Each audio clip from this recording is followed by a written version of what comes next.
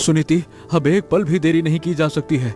नदी का किनारा टूट गया है। मैंने अपनी आंखों के सामने गोमती का घर पानी में बहते देखा है। हमारे घर में भी पानी लगभग घुटनों तक आ गया है। अब ये घर नहीं बचेगा सुनीति, नहीं बचेगा। इस रात को हम कहाँ जाएंगे? टुक्कू सो रहा है, उसे गोद में लेकर इस बारिश में किस तरफ जाऊं? गांव के लोग क्या कर रहे हैं? पड़ोस के हरिदा ने क्या किया? उनकी पत्नी तो बीमार थी। हरिदास शाम से पहले ही अपनी पत्नी को लेकर निकल गए। कोई नहीं रुक रहा है सुनीति, कोई नहीं। सब मंडल बाबू के 2 मंजिला मकान में गए हैं, लेकिन वो पश्चिम की तरफ है और अब पश्चिम का पूरा रास्ता डूब चुका है पानी में। हमारे लिए उधर जाना नामुमकिन है, नामुमकिन है। तो फिर क्या करोगे? देखो, अगर हमें जाना ही है तो पूरब की तरफ जाना होगा, यानी जंगल की तरफ। अरे कम से कम उधर कुछ ऊंची जगह है, पानी वहां इतनी जल्दी नहीं पहुंचेगा। जंगल में इस रात के अंधेरे में जाओगे? क्या तुम पागल हो गए हो? उस जंगल के भीतर तुम खुद दिन के उजाले में भी नहीं जाते। जहाँ लोग कहते हैं कि डाकुओं का डेरा है, तुम वहाँ जाने की बात कर रहे हो। देखो, मैं सब कुछ सोच समझ कर ही कह रहा हूँ सुनीति। अरे डाकुओं के डर से यहीं बैठे रहेंगे तो बाढ़ में बह जाएंगे। ये बिल्कुल वही हाल है कि एक तरफ कुआं, दूसरे तरफ खाई। अरे जब मरना ही है तो जहाँ सबसे देरी में मरेंगे वहां चलते हैं ना। अरे डाकुओं का बाद में देखा जाएगा, पहले बाढ़ से तो बचे। अब इन दोनों में से किसी एक को चुनना होगा। अरे कम से कम डाकू इंसान तो हैं, ये भी तो सोचो। हाथ जोड़ने पर शायद कुछ रहम खा जाए। अरे जान से ना मारे तो गुलामी करवा लेंगे। मैं कुल्हाड़ी ले रहा हूँ, और सुनो, एक बढ़िया मस्त दरात भी ले लो, हंसिया। ठीक है, लेकिन मन ही मन भगवान को याद कर लो।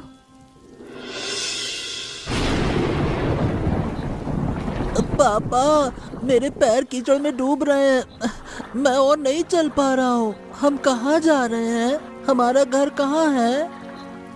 अरे बेटा, घर पानी के नीचे डूब गया है बाबू। अब हमें रहने के लिए नई जगह ढूंढनी होगी। पापा, क्या क्या इस जंगल में बाघ है? माँ कहती है कि जंगल में भूत और डाकू रहते हैं। मुझे डर लग रहा है पापा। अरे मेरे बेटे, डरने की कोई बात नहीं है रे बाबू। पिताजी है ना, और भूत भूत कुछ नहीं होता है।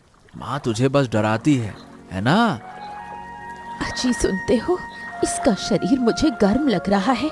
बारिश में भीगने की वजह से कहीं ठंड तो नहीं लग गई?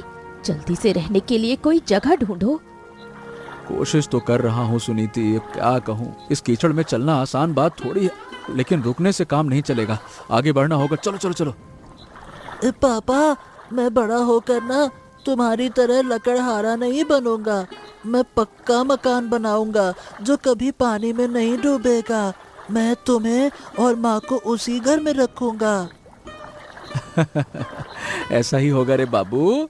तू पढ़ लिख कर ना बड़ा आदमी बनेगा, बड़े बड़े पक्के मकान बनाएगा। वो देखो, सामने शायद कोई ऊंची जगह दिख रही है। वहां हम थोड़ी देर आराम कर सकते हैं।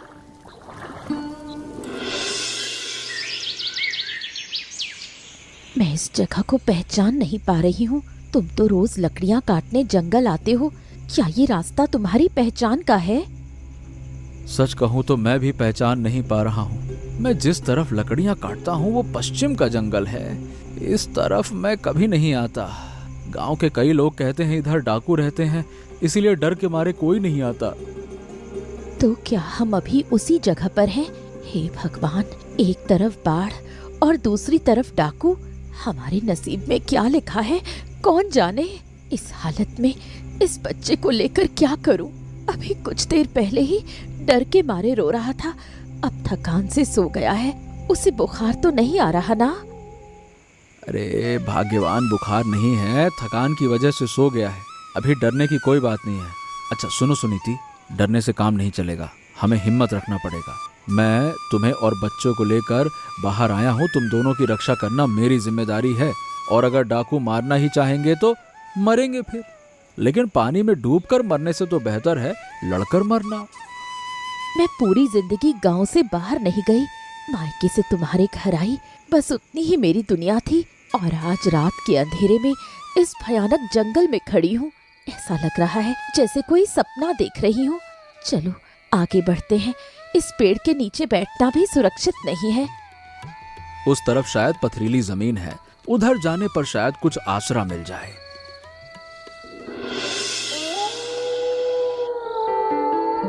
अरे कौन हो तुम लोग? इस रात में यहाँ क्या कर रहे हो? जानते नहीं ये किसका इलाका है? तुम्हारे हाथ में क्या क्या है? क्या कुल्हाड़ी? अरे अभी इसी वक्त इसे जमीन में फेंक दो, नहीं तो अच्छा नहीं होगा। हाँ भैया कुल्हाड़ी फेंक रहा हूँ। मैं लकड़हारा भोला हूँ, नदी किनारे के गांव से आया हूँ। बाढ़ में हमारा घर बह गया। बेटे और पत्नी को बचाने निकला था और अंधेरे में रास्ता भटक गया। अरे हम किसी की बात पर भरोसा नहीं करते। यहाँ कितने ही लोग जासूसी करने आते हैं। हालांकि तुम्हारा चेहरा देखकर नहीं लगता कि तुम लोग खतरे वाले हो, लेकिन ये सरदार को समझना होगा। चलो तुम्हें सरदार के पास ले चलते हैं। भागने की कोशिश मत करना, चलो। भागेंगे नहीं भैया, कहाँ भागेंगे? पीछे पानी है, सामने तुम लोग, चारों तरफ रास्ता बंद है। और सरदार के सामने सब कुछ बताना होगा, चलो। सरदार, जंगल में एक परिवार मिला है। ये लोग खुद को लकड़हारा कह रहे हैं कि बाढ़ में घर बह गया और रास्ता भटक कर इधर आ गए हैं। अब आप जो कहेंगे वही होगा सरदार। इन्हें मार कर भगा दें या रखें? पास आ रे लकड़हारे, देखूं तेरा चेहरा तो देखूं। मैं विक्रम हूँ। लोग मुझे इस जंगल का राजा कहते हैं, लेकिन देख रहा है ना अभी राजा के शरीर की क्या हालत है। इस बरसात में कहीं जा नहीं पाता, कुछ कर नहीं पाता। बस दिन भर लेटे लेटे गुफा की छत देखता रहता हूँ। सरदार मैं आपके पैर पड़ता हूँ, मुझे और मेरे परिवार को मत मारिए। मैं एक गरीब लकड़हारा हूँ। मुझे मारकर आप लोगों को कुछ भी हासिल नहीं होगा। मेरे पास कुछ भी नहीं है। जो कुछ था सब पानी बहा कर ले गया।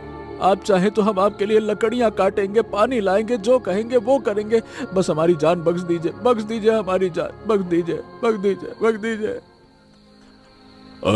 उठ। अरे पैर में पड़ने की जरूरत नहीं है। मैं डाकू हूँ रे डाकू, कातिल नहीं। जो इंसान अपनी पत्नी और बच्चे को लेकर बाढ़ से जान बचाकर भाग रहा हो, उसे मारने जितना नीच मैं अभी नहीं हुआ। मैं भी कभी एक गृहस्थ था। जमींदार के अत्याचारों से सब कुछ खोकर इस जंगल में आना पड़ा। सरदार हम पर दया कीजिए सरदार। मैं तुझे इस गुफा में पनाह दूंगा। जब तक बरसात कम नहीं होती तुम लोग यहीं रहोगे। लेकिन एक समस्या है, यहाँ खाना नहीं है। हम खुद पिछले 3 दिनों से भूखे हैं। इससे पहले 2-4 कच्चे केले खाकर वक्त काटा था। देखा सरदार का हाल, लगता है बहुत पुरानी बीमारी है। सीने में इतना कफ जमा है कि ठीक से सांस भी नहीं ले पा रहे हैं। नींद में भी खांस रहे हैं और बाकी लड़कों की आंखें भूख के मारे धंस गई हैं। हाँ सही कहती हो, मुझे भी देखकर दया आ गई। अरे सोचा था भयानक लोग होंगे, हमें मार डालेंगे, लेकिन सरदार ने जरा भी गुस्सा नहीं दिखाया, बल्कि हमें पनाह दे दी। वाह। लेकिन ये बताओ सुनीति, सबके खाने का इंतजाम कैसे करेंगे? हम भी भूखे हैं, हमारे पेट में भी तो आग जल रही है। सुनो, एक बात कहती हूँ। मेरी माँ ने मुझे सिखाया था कि जंगल में बहुत सी साग सब्जियाँ मिलती हैं। बचपन में मैं माँ के साथ जंगल आती थी। माँ दिखाती थी कि बरसात में जंगल में कितना साग मिलता है। अगर मैं इस गुफा के भीतर एक रसोई बना सकूं तो सबको खिला पाऊंगी। हैं? गुफा के अंदर रसोई कैसे करोगी भला? चूल्हा कहाँ है, बर्तन कहाँ है, ना तेल ना मसाला, किस चीज से पकाओगी बताओ? मिट्टी से चूल्हा बना दूंगी। गुफा में पत्थर तो है ही, तुम अंदर सूखी लकड़ियाँ इकट्ठा करके रखो। मैं डाकुओं से कहकर जंगल में साग पत्ते मंगवाती हूँ। मैं सब संभाल लूंगी, मुझ पर थोड़ा भरोसा रखो। क्या क्या मिला बताओ तो, मैं देखती हूँ कौन सा क्या है। वाह बहुत बढ़िया। इन सबको मिलाकर एक शोरबा बनाया जा सकता है। लेकिन नमक कहाँ से मिलेगा? नमक के बिना तो खाने में स्वाद ही नहीं आएगा। नमक हमारे पास है थोड़ा सा। सरदार हमेशा कुछ नमक और मसाले गुफा में रखते थे, वो सब मैं तुम्हें दे दूंगा। हमारे पास पकाने के लिए जो कुछ है सब तुम्हारा है। तब तो काम बन जाएगा। लेकिन भाभी, सच कहूं तो मैंने 12 साल डकैती की है, पर कभी सोचा नहीं था कि कोई हमारे लिए खाना बनाएगा। हम तो चोर डाकू हैं, हमें देखकर तो लोग भाग जाते हैं, और तुम हमारे लिए खाना बना रही हो, ये बात मुझे समझ नहीं आ रही। भूख की कोई जाति या धर्म नहीं होता फणी भाई। भूखे को खाना खिलाना पुण्य का काम है, चाहे वो इंसान कोई भी हो। तुम डाकू रहे या राजा, मुसीबत में सब बराबर हैं। और तुम लोगों ने तो इस आफत में हमें आसरा दिया है। क्या ये छोटी बात है? अगर तुम लोग ना होते तो आज रात हम तीनों पानी में बह गए होते। भाभी, बहुत दिनों बाद किसी ने हमसे इतने प्यार से बात की है। पता है भाभी, जब मैं 5 साल का था ना, तभी माँ गुजर गई थी। उनका चेहरा भी मुझे ठीक से याद नहीं है। तब से इन्हीं रास्तों पर भटका हूँ, मार खाई है, चोरी की है, और आखिरकार डाकू बन गया। लेकिन आज जैसे माँ की याद आ रही है। फणी भाई, तुम्हारी माँ अभी भी है, देखना एक दिन सब ठीक हो जाएगा। हाँ, वाह, ये कैसी खुशबू आ रही है। कौन खाना बना रहा है? फणी, अरे ओ फणी, गुफा में क्या हो रहा है? मुझे उठने में मदद कर, मैं देखना चाहता हूँ। अरे पकड़, मेरा हाथ पकड़। न जाने कितने जमाने बाद खाने की ऐसी खुशबू मिली है। सरदार, मैं लकड़हारे की पत्नी हूँ। थोड़ा साग का शोरबा बनाया है। जंगल में अरबी, हिलेनवा और कलमी साग मिला था। बीमारी में गर्म शोरबा पीने से शरीर में थोड़ी ताकत आएगी। आइए, धीरे धीरे आइए, जबरदस्ती मत कीजिए। फणी भाई, सरदार को पकड़ो। तुम तो महान हो। इस गुफा में आकर तुमने रसोई सजा दी। मेरे बच्चे 3 दिन से भूखे पड़े हैं, तुम उन्हें भी खिलाओ। अरे अब मैं बूढ़ा आदमी हूँ, बीमार हूँ, पता नहीं कितने दिन जीऊंगा। मुझसे ज्यादा खाने की जरूरत उन्हें है। सबको मिलेगा सरदार, आप चिंता मत कीजिए, सबके लिए काफी होगा। पहले आप खाइए, आपके शरीर को ताकत की जरूरत है। ये पौष्टिक खाना खाकर आप ठीक हो जाएंगे। मेरा खाना बन गया है, आप बैठ जाइए। तुम्हारे हाथ का खाना तो मैं जरूर खाऊंगा।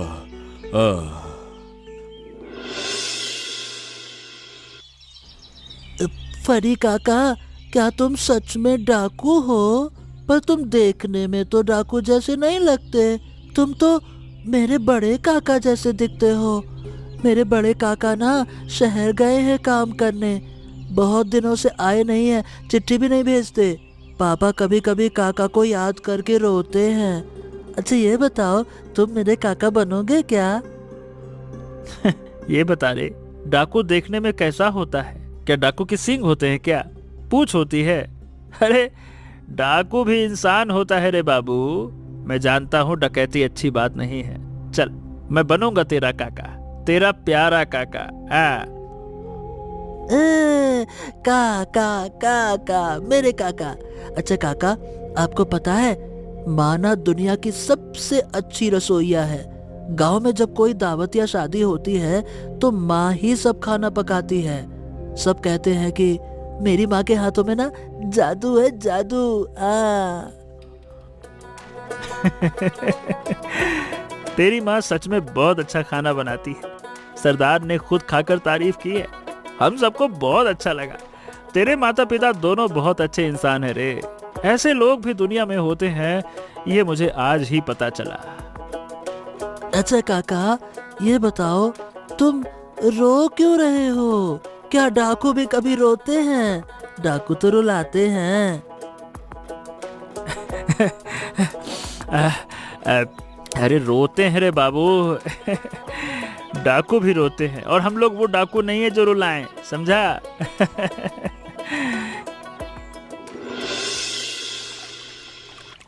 ए सुनीति, एक बार बाहर तो देखो। जहां तक नजर जाती है बस पानी ही पानी। गांव, मैदान, खेत सब डूब चुके हैं। देखो, ऐसा लग रहा है जैसे समंदर जमीन पर उतर आया हो। हमारा घर जहां था वहां शायद अब मछलियां तैर रही होंगी, लेकिन इस गुफा के अंदर पानी नहीं आ रहा है। ये तो भगवान की दया है कि उन्होंने हमें यहाँ भेज दिया। अगर गांव में होते तो आज बह गए होते। इस गुफा ने ही हमारी जान बचाई। और रसोई में देखो, मैंने कितना कुछ इकट्ठा कर लिया है।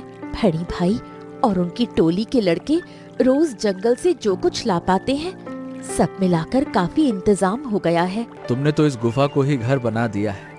मुझे तुम पर पूरा भरोसा था और तुमने उसे सच कर दिखाया। सब लोग तुम पर गर्व कर रहे हैं। हमारी ये नेकी शायद एक दिन इन्हें सचमुच बदल देगी।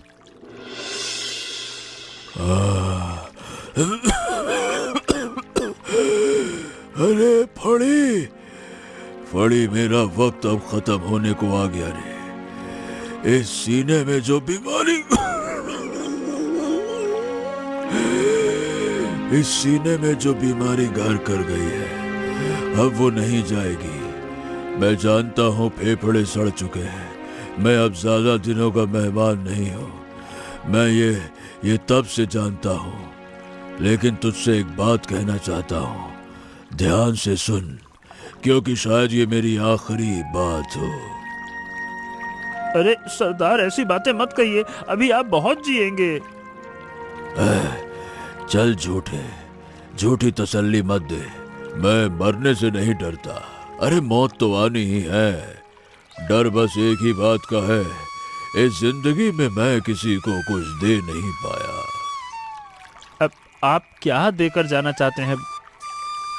सुन, उस लकड़हारे की पत्नी सुनीति ने हमारे लिए जो किया, वैसा आज तक किसी ने नहीं किया। मैंने 40 साल डकैती की, बहुत धन दौलत लूटी, पर कभी किसी से प्यार नहीं मिला। लेकिन उसने हमें जो प्यार दिया है, उस प्यार की कोई कीमत नहीं लगाई जा सकती। सरदार, आप ठीक हो जाएंगे। भाभी रोज आपके लिए जड़ी बूटी का काढ़ा बना रही है ना, आप पी रहे हैं तो कुछ तो आराम मिल रहा होगा ना। पानी कम होते ही हम डॉक्टर को दिखाएंगे, आप चिंता ना करिए। अरे नहीं रे, अरे डॉक्टर भी अब क्या कर लेगा है? लेकिन मेरे पास एक चीज है। क्या चीज? इस गुफा के पीछे एक गुप्त तहखाना है। पत्थर हटाने पर अंदर जाने का रास्ता मिलता है। वहाँ कुछ पैसे रखे हैं जो मैंने जीवन भर इकट्ठा किए। हाँ, वो पाप की कमाई है, लेकिन अगर वो पैसे किसी अच्छे काम में लग जाएं, तो शायद मेरे पापों की कुछ माफी मिल जाए। तो क्या आप करना क्या चाहते हैं? वो पैसे उस लकड़हारे के परिवार को दे देना चाहता हूँ। बरसात खत्म होने के बाद वो एक नई जिंदगी शुरू कर सके। वो लड़का टुकू, ताकि वो पढ़ लिख सके और अपने माता पिता के लिए एक पक्का मकान बना सके।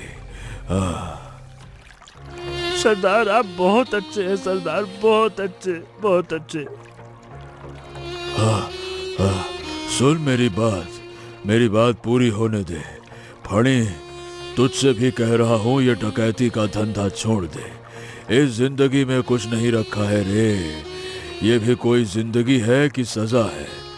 उस लकड़हारे की जिंदगी में सुकून है, तेरी जिंदगी में क्या है बता? कुछ नहीं है सरदार, कुछ भी नहीं है। आपने बिल्कुल ठीक कहा, कुछ भी नहीं है। हाँ, तो मेरी बात रख फणी। मेरी आखिरी इच्छा यही है, तुम सब डकैती छोड़कर भले इंसान बन जाओ। सरदार चले गए, बोला था नदी में चल बसे सरदार। सरदार, सरदार। हाँ, अरे हम तो अनाथ हो गए रहे। इस इंसान ने सबको एक साथ जोड़ कर रखा था। अब इतने सारे लोग क्या करेंगे? किसी को कुछ समझ ही नहीं आ रहा है। उन्होंने आखिरी बात यही कही कि भाभी को धन्यवाद देना। जाने से पहले कह गए कि तुम लोगों के लिए कुछ पैसे छोड़ गए हैं गुफा के पीछे, और कह गए हैं कि हम सब डकैती छोड़ दें। ये उनका आखिरी आदेश है। अरे फणी, मैं सरदार का ताउम्र कर्जदार रहूंगा। उन्होंने इस मुसीबत में हमें आसरा दिया। जब दुनिया में हमारा कोई नहीं था, तब उन्होंने हमें यहाँ रहने दिया। ये बात मैं मरते दम तक नहीं भूलूंगा। और तुमने भी मेरे परिवार को अपना बना लिया। तुम लोग बहुत अच्छे हो रे, इसीलिए ये मुमकिन हो पाया। लेकिन फणी, सरदार की आखिरी बात मानोगे ना? डकैती छोड़ोगे? मुझे बताओ, क्योंकि यही सरदार की आखिरी इच्छा थी। बताओ। भोलादा, भाभी के हाथ का खाना खाकर और टुकू के साथ रहकर, उसके साथ वक्त बिताकर मेरे भीतर जैसे सब कुछ बदल गया है। मैं पहले जैसा था ना, अब वैसा नहीं रहा। मैं समझ पा रहा हूँ कि इंसानों की तरह जीना किसे कहते हैं। लेकिन डकैती छोड़ देंगे तो करेंगे क्या? कहाँ जाएंगे? हमें काम कौन देगा? सब तो यही जानते हैं कि हम डाकू हैं। मेरे दिमाग में एक योजना है फड़ी, ध्यान से सुनो। क्या योजना है? सरदार के छोड़े हुए पैसों से हम एक काम कर सकते हैं। देखो, बरसात खत्म होने के बाद गांव के पास एक होटल खोलेंगे। सुनीति के हाथ का हुनर तो तुमने देखा ही है। वो खाना बनाएगी तो सोचो होटल कैसा चलेगा। हम सब मिलकर उस होटल को चला सकते हैं और तुम लोग भी मदद कर पाओगे। इतने दिनों में तुम लोगों ने भी तो बहुत से काम सीख लिए हैं ना। होटल? सच कह रहे हो भोलादा? लेकिन क्या ये हो पाएगा? अरे क्यों नहीं हो पाएगा? कोशिश तो कर ही सकते हैं ना। और यही उनके प्रति सच्ची श्रद्धांजलि होगी। सरदार बहुत खुश होंगे। फणी भाई, देखो धूप निकल आई है। कितने दिनों बाद ऐसा साफ आसमान देख रही हूँ। लग रहा है पानी उतरने लगा है। दूर जमीन दिखाई दे रही है। कुछ ही दिनों में सब सूख जाएगा। वाह, सचमुच इतने दिनों बाद ये सब देखकर बहुत अच्छा लग रहा है। बहुत अच्छा। जब सब ठीक हो जाएगा तब हम नए सिरे से शुरुआत करेंगे। मेरे पति ने तुमसे होटल के बारे में बात की। तुम्हारी टोली के लड़के क्या कह रहे हैं? उनसे बात हुई तुम्हारी?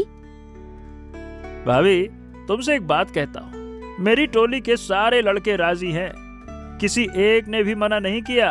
और जितने दिन तुमने खाना बनाया है वो सब तुम्हें माँ की तरह देखते हैं। तुम्हें काकी माँ, चाची जी कह के बुलाते हैं। मैं जानती हूँ उनमें से ज्यादातर की ना माँ है, ना बाप है और ना ही कोई घर है। हाँ, बिल्कुल सच। बचपन से सड़कों पर भटके हैं, मार खाई है और आखिरकार सरदार के पास आकर डाकू बन गए। डकैती के अलावा वो कुछ नहीं जानते। लेकिन तुमने उन्हें दिखा दिया कि एक दूसरी जिंदगी भी मुमकिन है।